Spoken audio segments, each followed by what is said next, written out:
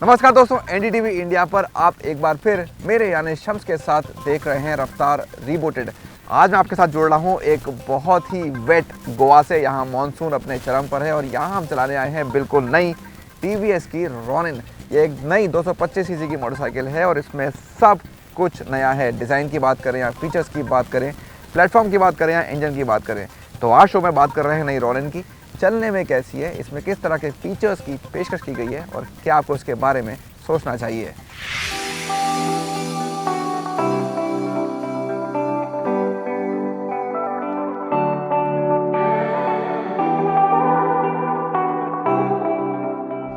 बाजार में टीवीएस की बिल्कुल नई पेशकश है रॉनिन। ये 225 सीसी सेगमेंट में आई है और इसमें कंपनी ने एक नए सिरे से हर चीज़ दी है। तो चाहे फीचर्स हो या डिज़ाइन, इंजन हो या परफॉर्मेंस, इस बाइक में सब कुछ नया है। आज के इस वीडियो में बात कर रहे हैं नई टीवीएस रॉनिन की। चलने में कैसी है, किस तरह के फीचर्स इसमें दिए गए हैं और क्या आपको इसके बारे में सोचना चाहिए। टीवीएस मोटर कंपनी ने बहुत सालों से कई तरह की बाइक्स और स्कूटर्स बनाकर सवारों का दिल जीता है, लेकिन अब कंपनी ने एक बिल्कुल नए सेगमेंट में कदम रखा है और ये देखना दिलचस्प होगा कि ये नया सफ़र उसके लिए कैसा रहता है। टीवीएस नई रॉनिन को एक मॉडर्न रेट्रो मोटरसाइकिल बता रही है। टीवीएस रॉनिन की डिज़ाइन की काफ़ी चर्चा हो रही है। क्या है ये बाइक? क्या एक स्क्रैम्बलर है? क्या ये एक रोडस्टर है? क्या ये एक क्रूज़र है? अगर आप करीब से देखें तो आपको इन सभी तरह की बाइक्स की झलकियाँ इस बाइक में कहीं ना कहीं मिल जाएंगी। हालांकि हम टीवीएस की माने तो एक नए तरह के बाइकर के लिए, नए ज़माने के बाइकर के लिए एक नई डिज़ाइन इस बाइक के साथ पेश की गई है। तो काफ़ी कुछ एलिमेंट्स ऐसे हैं डिज़ाइन के जो आपने पहले टीवीएस की तो कम से कम किसी बाइक में नहीं देखे हैं। बात करते हैं इसके फ्रंट की। आपको गोल हेडलैम्प मिल जाती है, एलईडी टी शेप है उसके अंदर, काफ़ी अच्छा दिखता है। और ये देखिए जो क्लस्टर है यहाँ पे, ये पूरा डिजिटल है, एक सिंगल गोल क्लस्टर है, लेकिन ये हैंडल बार के बीच में नहीं है, थोड़ा साइड में लगा हुआ है। कंपनी का कहना यह है कि अगर जब बाइक चलाएंगे आप सड़क पे तो आपको रोड का एक बेहतर नज़ारा मिलेगा इसके साइड में होने की वजह से। इसमें आपको मिल जाती है बहुत सारी इन्फॉर्मेशन और साथ में ब्लूटूथ कनेक्टिविटी भी है, जिसके साथ नेविगेशन फीचर भी दिया गया है। साथ ही टीवीएस ने पहली बार अपने किसी बाइक में एक वॉइस कमांड फीचर भी दे दिया है। तो आप एक ब्लूटूथ हेडसेट के ज़रिए, जो आपके हेलमेट में लगा होता है, बाइक को वॉइस कमांड्स दे सकते हैं। तो वो एक काम की चीज़ है, स्पेशली अगर आप ट्रैफिक में काफ़ी टाइम स्पेंड करते हैं अपनी बाइक के साथ। इसके बाद और कुछ डिज़ाइन एलिमेंट्स की बात कर लेते हैं। जो फ्यूल टैंक है काफ़ी बड़ा है, काफ़ी चौड़ा है, इसको टीयर ड्रॉप शेप बोलते हैं। जब आप बैठेंगे बाइक पे तो एक आपको कंफर्टेबल पोजीशन इसकी वजह से चलाने के लिए मिल जाती है। जो सीट है, मुझे इसकी लंबाई थोड़ी सी कम लगी, शायद थोड़ी और बड़ी हो सकती थी। चौड़ाई अच्छी है लेकिन लंबाई, जब दो लोग बैठें हो सकता है कि उनको थोड़ी सी परेशानी हो कंफर्टेबली यहाँ बैठने में। साथ ही टीवीएस ने आपको कई सारे कलर ऑप्शंस भी नई रॉनिन में दे दिए हैं, तो आप चूज़ कर सकते हैं। इसमें सिंगल टोन है, इसमें डुअल टोन है, इसमें एक ट्रिपल टोन भी है जो यहाँ आपके सामने खड़ा है। तो चुनने के लिए कई सारे रंग विकल्प टीवीएस रॉनिन में। जहां बाइक के बेस वेरिएंट को रॉनिन एसएस कहा गया है, वहीं बीच वाले वेरिएंट का नाम रॉनिन डीएस रखा गया है। इस सबसे महंगे वेरिएंट का नाम है रॉनिन टीडी। कनेक्ट फीचर्स जिनकी हमने अभी बात की, केवल इसी में पेश किए गए हैं। तीनों में ही दो रंग विकल्प हैं। बढ़िया रंगों के अलावा 9 स्पोक के अलॉय व्हील बाइक के लुक को निखारते हैं। पिछले हिस्से में एग्जॉस्ट का लुक भी शानदार है और कुछ ऐसा ही पतली एलईडी टेल लैंप के बारे में कहा जा सकता है।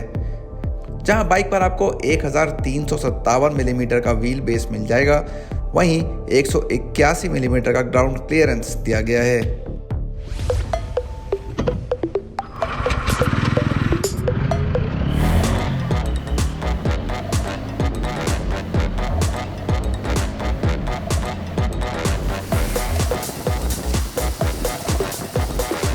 भारी बारिश के मौसम के बीच हम रॉनिन की सवारी करने पहुंचे खूबसूरत गोवा। बाइक में 225.9 सीसी का oil cooled single cylinder engine लगा है, जो 7,750 आरपीएम पर करीब 20 bhp और 3,750 आरपीएम पे 20 Nm पीक टॉर्क बनाता है। सुनने में इंजन बहुत ज़्यादा रिफाइंड नहीं लगता और इसकी दमदार आवाज़ इस सेगमेंट के ग्राहक को पसंद आएगी। जो बिल्कुल नया 225 सीसी का इंजन है टीवीएस रॉनिन पे, अपनी परफॉर्मेंस से तो आपको निराश नहीं करता है। ख़ास तौर पर अगर आप इसको शहरी ट्रैफिक में ज़्यादा इस्तेमाल करेंगे बाइक को, तो लो रेंज हो या मिड रेंज हो, वहाँ आपको काफ़ी ताकत मिल जाती है। और बाइक की परफॉर्मेंस आपको बढ़िया लगती है। हाँ, अगर आप एक खाली सड़क पे बहुत तेज़ रफ्तार पे चल रहे हैं ऊंचे आरपीएम में, वहाँ आपको हल्का सा ये महसूस होगा कभी कभी कि इसकी पावर में थोड़ा लॉस हो रहा है, तो वहाँ आपको लगेगा कि हाँ, इस पर थोड़ी और पावर होनी चाहिए थी, या शायद आपको एक छठे गियर की कमी भी लगे, क्योंकि यहाँ आपको 5 गियर दिए गए हैं, तो वही चीज़ है। लेकिन एक अच्छी बात यह है कि जो इसका टॉर्क है वो आपके काफ़ी काम आता है। तो आप ऊंचे गियर में चल रहे हैं, टॉप गियर में, और आपकी स्पीड काफ़ी कम हो गई है, तब भी आपको एक निचले गियर में आने की ज़रूरत बहुत कम पड़ती है। ऐसा हम ज़्यादातर बाइक्स पर नहीं देखते हैं, आपको गियर कम करने पड़ते हैं बाइक को बराबर अच्छे से चलाने के लिए, लेकिन यहाँ ऐसा नहीं है। आप कम स्पीड में भी इस बाइक को ऊंचे गियर में चला सकते हैं, जो ट्रैफिक में काफ़ी काम की चीज़ है, और वहाँ आपको बिल्कुल भी पावर के लॉस का एहसास नहीं होगा।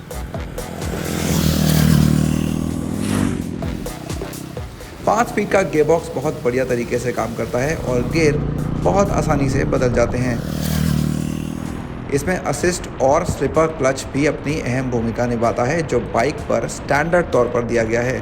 हालांकि सेट होने वाले लीवर आपको केवल इस सबसे महंगे टीडी वेरिएंट में ही मिलेंगे। वहीं बाइक का टर्निंग रेडियस ज़रूर कुछ कम हो सकता है, जिससे शहरी यातायात में आप और ज़्यादा आसानी से इसकी सवारी कर पाएँ।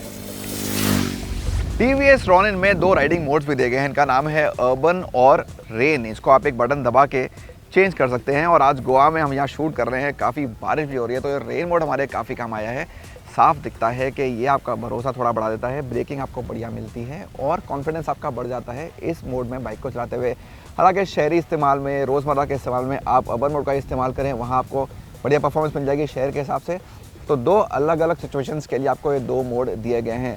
इसका डिस्प्ले जैसे मैंने कहा यहाँ स्क्रीन पे आता है आपके सामने, और स्क्रीन जो मैंने आपको बताया था कि ये थोड़ा साइड में है, बिल्कुल सामने नहीं है। इसका फ़ायदा ये होता है कि जो इमीडिएटली जो बाइक के शुरुआती के जो कुछ मीटर्स हैं आपके बाइक के आगे, उसका नज़ारा थोड़ा सा आपको बेहतर मिल जाता है। जब बाइक सीधी चल रही होती है तो कोई गड्ढा होता है या कोई बड़ा गड्ढा होता है, उसको आप आसानी से देख सकते हैं और उसके हिसाब से अपनी बाइक उसके ऊपर से निकाल सकते हैं। ये मीटर कुल 13 तरह की जानकारी देता है। इसमें 2 ट्रिप मीटर, बचे हुए पेट्रोल का आंकड़ा और एक घड़ी शामिल है।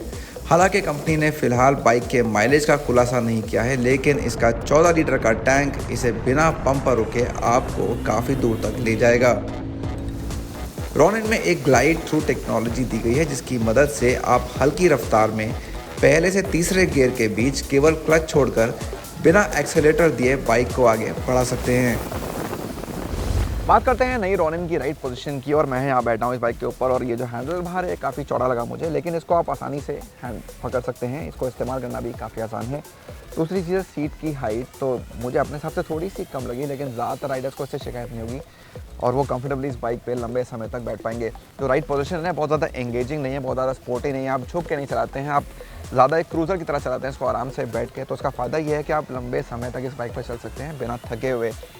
इसके अलावा जो ब्रेकिंग है उसके 2 ऑप्शंस हैं, सिंगल चैनल और डुअल चैनल। हमारे पास डुअल चैनल ABS का ऑप्शन है, दोनों पहियों पे डिस्क ब्रेक लगे हैं, तो उस मामले में कंपनी ने आपको कई सारे ऑप्शंस दे दिए हैं। आप सिंगल चैनल और डुअल चैनल में से चुन सकते हैं नई रॉनिन पे। बाइक में अगले पहिए पर 300 मिलीमीटर का डिस्क लगा है, जबकि पीछे इसका साइज़ है 240 mm। डुअल चैनल ABS की पेशकश केवल इस सबसे महंगे TD वेरिएंट में ही की गई है। आगे और पीछे बाइक के लिए खास तौर पर बनाए गए 17 इंच के ट्यूबलेस टायर लगे हैं, जो अच्छी पकड़ देते हैं। इसका नमूना हमने गोवा की पानी से भरी सड़कों पर देखा। रॉनिन की सबसे बढ़िया चीज़ों में से एक मुझे लगी इसकी राइड क्वालिटी, यानी सस्पेंशन बहुत अच्छे तरीके से काम करता है। तो गीली सड़कें थी, ख़राब सड़कें भी थी हमारी राइड पे आज। आगे स्पेशली जो अभी ये गोल्डन शोवा के फोक्स दिख रहे हैं 41 mm के, बहुत ही बढ़िया काम करते हैं, आपको बहुत भरोसा देते हैं और एक आरामदेह सवारी भी देते हैं। पीछे आपको एक मोनोशॉक दिया गया है और दोनों मिल के बहुत ही अच्छे तरीके से काम करते हैं। एक बार फिर आप लंबे समय तक बाइक पे बिना थके सवारी कर सकते हैं। चाहे रफ्तार कम हो या ज़्यादा, अपसाइड डाउन फोक अपना काम बखूबी करते हैं, तो आपको बाइक के इस पहलू से ज़रा सी भी शिकायत नहीं होगी। पिछले मोनोशॉक को भी अपने हिसाब से सेट करके आप अपनी पसंद की सवारी पा सकते हैं। हैंडलिंग मज़ेदार है और बाइक को तेज़ी से मोड़ने पर भी सवार का भरोसा कायम रहता है। एक सख्त फ्रेम इस काम में काफ़ी मदद करता है। बाइक का 160 किलो वज़न हल्का महसूस होता है, जिससे आप इसे आसानी से अपने काबू में रख पाएंगे। रॉनिन की कीमतें शुरू होती हैं 1,49,000 रुपये से और इस सबसे महंगे वेरिएंट के लिए 1,69,000 रुपये एक शोरूम तक जाती हैं। ये इसे मुकाबले में खड़ी बाइक्स को बढ़िया चुनौती देने में सक्षम बनाता है। तो ये थी बिल्कुल नई टीवीएस रॉनिन। आपके लिए ये जानना बहुत ज़रूरी है कि आप इस बाइक को किस काम के लिए ख़रीदने वाले हैं, क्योंकि हर चीज़ के लिए ये नहीं बनी है। हाँ, इसकी कीमतें मुझे काफ़ी आकर्षक लगी, खासतौर से शुरुआती कीमत। जो फ़र्क है सिंगल टोन और डुअल टोन या ट्रिपल टोन कलर ऑप्शंस में, वो हालांकि मेरे हिसाब से थोड़ा कम हो सकता था। कुल मिलाकर एक ऐसी बाइक जो रोज़मर्रा के इस्तेमाल में आपको शिकायत करने के मौके कम ही देगी।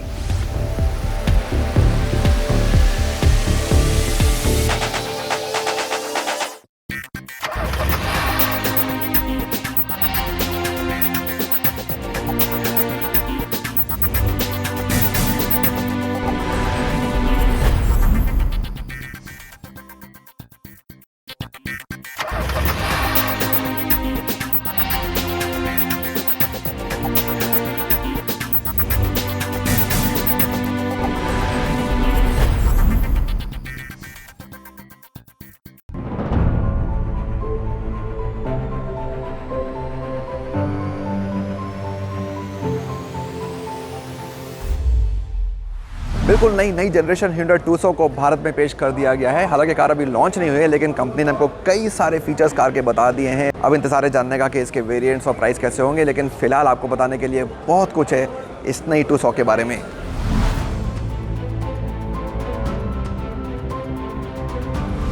तो भारत में आने से पहले ही Tucson की डिज़ाइन की काफ़ी चर्चा हो रही है और ख़ास तौर से इसकी ग्रिल की गई ये इस कार की एक बहुत बड़ी खासियत है। ये पैरामेट्रिक ग्रिल, इसमें डार्क क्रोम फिनिश है जो देखने में वाकई बढ़िया लगता है। लेकिन जो मेन चीज़ें वो हैं इसकी लाइट्स, जो बहुत खूबसूरती से ग्रिल के साथ मर्ज करती हैं। तो जो ये हिस्सा है ग्रिल का, यहाँ आप ये जो इसकी लाइट्स हैं, ये ग्रिल है और लाइट्स भी हैं, ये ग्रिल है, और ये दोनों बहुत खूबसूरती से साथ में मर्ज करते हैं। दिखने में बहुत ही शानदार दिखते हैं। तो आप कार को चलते हुए देखेंगे इन लाइट्स के साथ, या आपने फ़ोटोज़ में देखा है या जो भी आप देख रहे होंगे, वाकई में बहुत अच्छा दिखता है। साथ में हेडलैम्प्स तो हैं ही, बहुत बढ़िया हैं, और देखने में आप कह सकते हैं कि बहुत ज़्यादा उठी हुई एसयूवी नहीं है, लेकिन फिर भी एक बढ़िया तरीके से एसयूवी की तरह ये कार सामने से दिखती है। बात करते हैं कि साइड से कैसी है Hyundai Tucson, और यहाँ भी आपको कई चीज़ें एसयूवी स्टाइल की दिख जाएंगी। मुझे ये व्हील आर्चेस काफ़ी पसंद आए।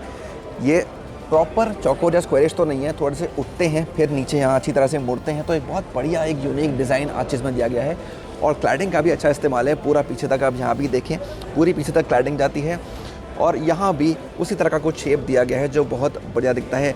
बड़े व्हील्स हैं इस कार के ऊपर, इस साइज़ को बहुत परफेक्टली मैच करते हैं। कार के 18 इंच के व्हील्स हैं, दिखने में काफ़ी खूबसूरत लगती है, और ओवरऑल एक एसयूवी का लुक आपको इस कार में साइड से भी मिल जाता है। पिछले हिस्से में दो अहम चीज़ें हैं बात करने की। पहली ये खूबसूरत एलईडी लाइट्स, जो फ्रंट की एलईडीज़ हैं उससे काफ़ी मैच करती हैं डिज़ाइन के मामले में, और स्प्लिट है, बहुत अच्छी लगती हैं, और ये पूरी कनेक्टिंग भी हैं, तो बहुत बढ़िया लुक मिलता है कार के रियर को। और दूसरे इसके वाइपर जो यहाँ पे है, पिछले ग्लास पे आपको दिखेगा नहीं, छुपा हुआ हिडन वाइपर है, यहाँ दिया गया है। तो जब ऑन करेंगे तो यहाँ से बाहर निकल के ये चलेगा। तो ये दो गुड इंपॉर्टेंट चीज़ें हैं इस कार के पिछले हिस्से में।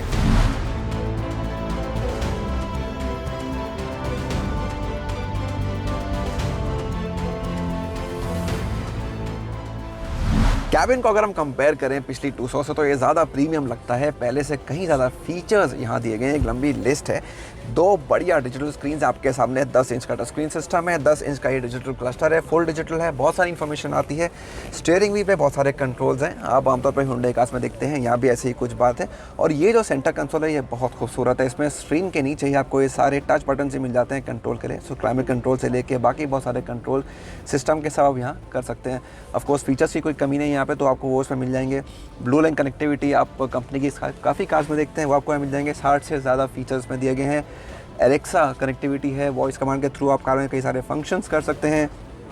एम्बिएंट साउंड्स ऑफ नेचर हमने हाल ही में वेन्यू में देखा था, वो Tucson में है।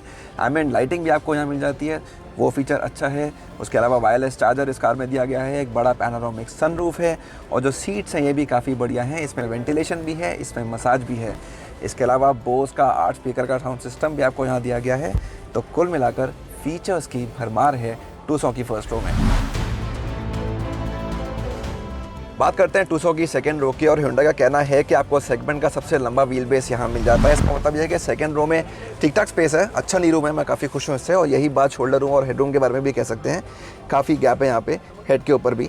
अगर आप इस सेगमेंट की कार को देखते हैं तो वो अच्छा है। सीट काफ़ी बड़ी है, तो अंडर थाई सपोर्ट मुझे काफ़ी बढ़िया लगा इसका, और चौड़ी भी कार है, तो 3 लोग यहाँ आराम से बैठ जाएंगे। अच्छी बात यह है कि आपको तीनों पैसेंजर्स के लिए एडजस्टेबल हेडरेस्ट और 3 पॉइंट सीट बेल्ट दी गई हैं। 2 पैसेंजर्स बैठते हैं तो आपके लिए सेंटर आर्मरेस्ट भी दिया गया है। यहाँ पे 2 AC वेंट्स हैं, नीचे 2 चार्जिंग पॉइंट्स हैं, हालांकि दोनों A टाइप हैं, जो थोड़ी अजीब सी बात लगी मुझे। और फाइनली एक अच्छा फीचर ये है कि यहाँ आपको एक बॉस मोड मिलता है। आप फ्रंट सीट को यहाँ बैठे बैठे ही ये बटन दबा के एडजस्ट कर सकते हैं, अपने लिए ज़्यादा स्पेस बना सकते हैं। इसके अलावा अगर आपको अपनी सीट पर ज़्यादा आराम चाहिए तो ये सीट भी रिक्लाइन होती है, और काफ़ी बढ़िया रिक्लाइन होती है। तो एक लीवर को पुल करिए और अपने लिए ज़्यादा आराम इसको रिक्लाइन करके आप पा सकते हैं। नई 200 में आपको पेट्रोल और डीजल दोनों इंजन ऑप्शन मिल जाएंगे। दोनों ही 2 लीटर के इंजन हैं, और दोनों के साथ ही आपको सिर्फ ऑटोमेटिक गियरबॉक्स दिया जा रहा है। पेट्रोल के साथ 6 स्पीड का है, डीजल के साथ 8 स्पीड का है।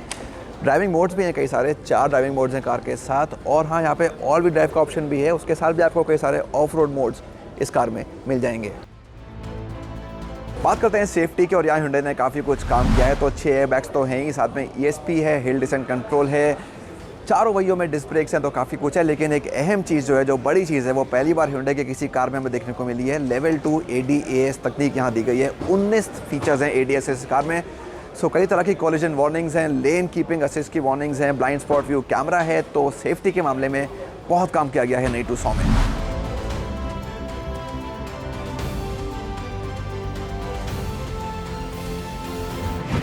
तो रफ्तार रिपोर्टेड के आज के शो में बस इतना ही। आपको नई TVS की रॉन कैसी लगी, क्या अच्छा लगा, क्या अच्छा नहीं लगा, हमें ज़रूर बताइए। ट्विटर पे हमारा हैंडल है कार एंड बाइक हिंदी। हमको आपके जवाब का इंतज़ार रहेगा। अगले हफ्ते आपसे फिर होगी मुलाकात रफ्तार रिपोर्टेड पे एक नए एपिसोड के साथ। तब तक अपना ध्यान रखिए, सड़क पर बिल्कुल सुरक्षित रहिए। अगर बाइक पे बैठे हों तो हेलमेट पहनना बिल्कुल ना भूलिए, और कार में सीट बेल्ट लगाना हमेशा याद रखिए।